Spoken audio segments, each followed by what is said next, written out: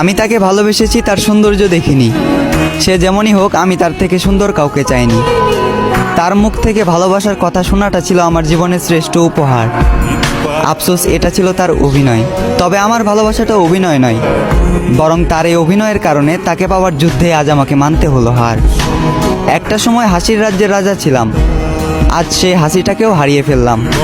আমি জানি আমি তার প্রথম নয়, বরং দ্বিতীয় ভালোবাসা ছিলাম।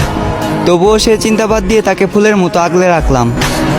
আফসোস, সে ফুলের কাঁটাতেই আমার জীবন গেল, যে ফুলটা একটা সময় আমাকেও ভালোবাসার কথা বলেছিল। খারাপ তো তখনই লাগলো যখন দেখলাম চোখের সামনে অতি আপন মানুষটা হয়ে গেল পর। চোখ দিয়ে ঝরলো বৃষ্টি, বুক দিয়ে বয়ে গেল কালবৈশাখী ঝড়।